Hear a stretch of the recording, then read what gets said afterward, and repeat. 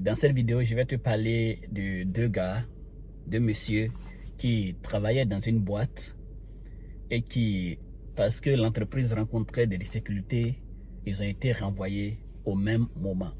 Donc deux personnes qui travaillent pour la même boîte et on les renvoie le même jour.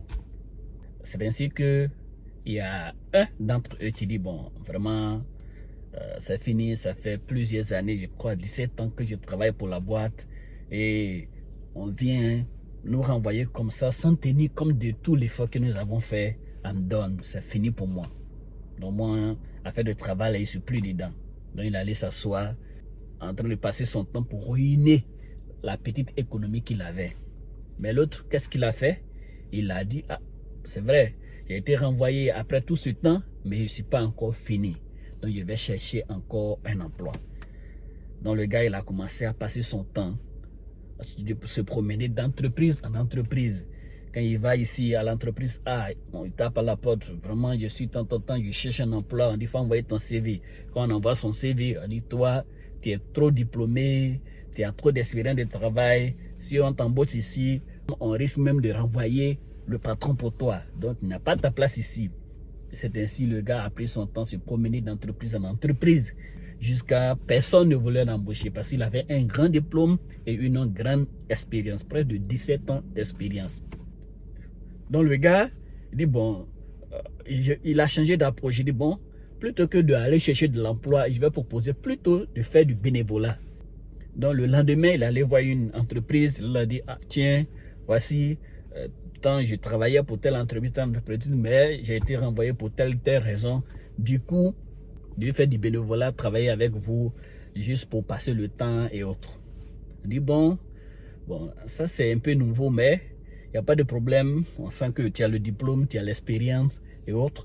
Donc on va te permettre de venir de temps en temps, mais nous n'avons pas de salaire pour toi. Il dit non, il n'y a pas de problème. Si c'est le salaire, il n'y a pas de problème.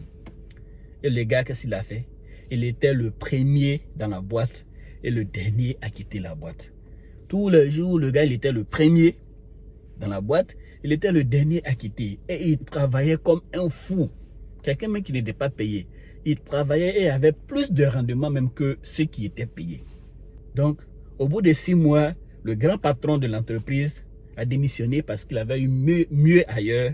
Et quand le conseil d'administration s'est réuni, ils ont vu que la personne qu'il fallait à la place du grand patron, c'est celui-là qui fait du bénévolat.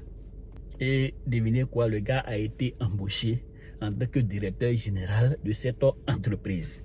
Quelle est la leçon à retenir ici, chers amis? On peut retenir beaucoup de leçons dans cette petite histoire. C'est une histoire vraie, ce n'est pas une histoire inventée, c'est une histoire vraie. Donc, la première chose que moi je retiens, c'est que dans la vie, souvent, les choses ne se passent pas comme on le veut. Son objectif premier, c'était de trouver de l'emploi où il allait être payé. Mais cette démarche n'a pas marché. Les choses ne vont pas toujours se passer comme on le veut. Parce que nous avons nos plans et Dieu aussi a son plan. On a ce qu'on veut et il y a aussi ce que Dieu veut que nous apprenons de la vie. Ok? Donc, retiens que les choses ne vont toujours pas se passer comme tu le veux dans la vie. Ça, c'est un.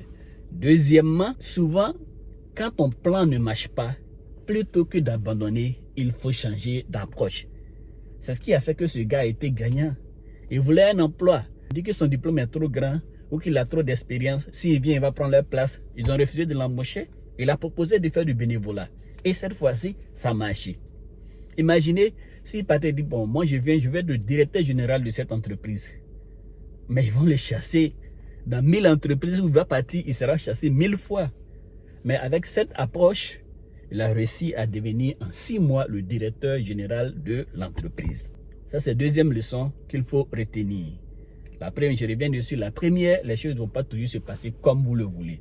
Deuxièmement, souvent, il faut changer de stratégie, changer d'approche quand celle que vous avez mise en place ne marche pas. Et troisième et dernière leçon que nous allons tirer de cette histoire, c'est que peu importe ce qui se passe dans la vie, il ne faut jamais abandonner. Les choses peuvent être difficiles pour toi aujourd'hui, mais ça ne sera pas le cas demain. Il y a Martin Luther King qui a dit une fois que it's when it's dark outside that you can see the stars. C'est quand c'est noir dehors qu'on peut voir les étoiles. Sinon, quand il y a la lumière partout, on ne voit pas les étoiles. Donc, c'est dans la difficulté que les grands hommes se révèlent. Donc, peu importe la situation que tu vis, tiens bon, continue la lutte, car il n'y a que la lutte qui libère. Merci et que Dieu te bénisse chez toi.